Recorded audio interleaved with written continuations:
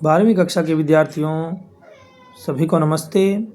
आज मैं आपके सामने संस्कृत साहित्य के परिचय में बाण भट्ट जी के बारे में वीडियो लेकर उपस्थित हुआ हूँ। मेरा आपसे प्रार्थना है कि मेरे चैनल को आप लाइक करें, सब्सक्राइब करें, और कोई पाठ्य सामग्री आपको समझ ना आ रही हो, जिसके विषय में आपको जानकारी लेनी हो, याद करना हो जिसको आपको, तो वो आप कमेंट कर सकते हैं। बाण भट्ट जी के बारे में एक श्लोक आता है, उसको आरंभ करते हैं बाण भट्ट जी को।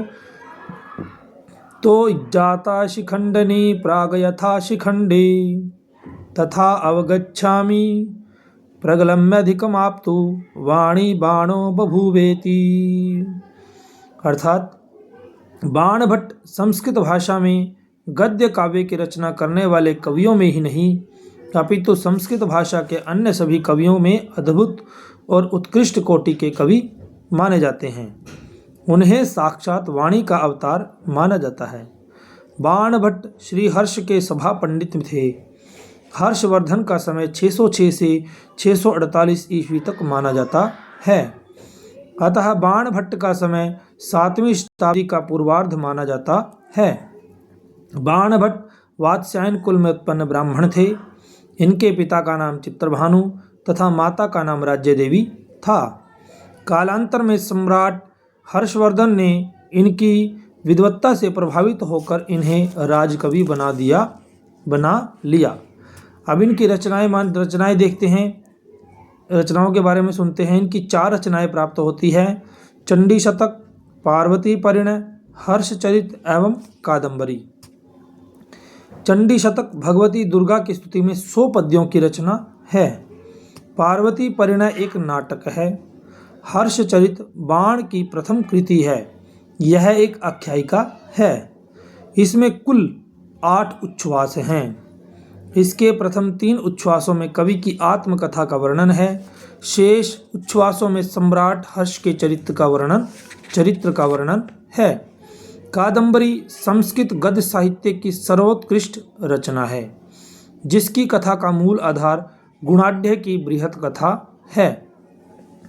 कवि ने कादंबरी और महाश्वेता की प्रणय कथा को स्वाभाविक रूप से परस्पर संबंध करके अपने वस्तु विन्यास कौशल का परिचय दिया है। शुकनास के मुख से उन्होंने चंद्रापीड़ को जो उपदेश दिलवाया है, वह आज भी प्रत्येक स्नातक के लिए दीक्षांत भाषण से कम नहीं है। कादंबरी की वर्णन विविधता दर्शनीय है। अब इसकी विशेषताएं देखते हैं। बाण की रचनाओं में अनुप्रास युक्त समासांत पदों की अधिकता है।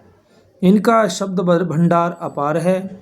बाण के समकालीन एवं परवर्ती साहित्य पंडितों ने इनके काव्य की मुक्त कंठ से प्रशंसा की है।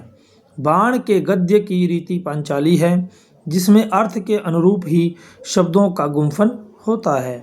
इसके विषय में एक श्लोक आता है: शब्दार्थयो समो गुंफो पांचाली रीतिरिष्यते शिलाभट्टारी कावाची वाणोक्तिषु च या सा यदि।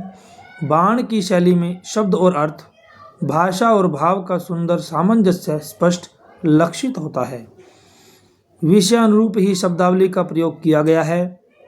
इनके गद्य को पढ़कर ही आलोचकों ने कहा है, बाणोच्छिष्टम जगत सर्वम, अर्थात बाण की पदावली से संसार की अन्य सभी रचनाएं बाण की झूठन है। साहित्यिक दृष्टि से बाण के काव्य में रमणीय प्रणय चित्रों, नखशिख का वर्णन तथा प्राकृतिक दृश्यावली की भरमार है।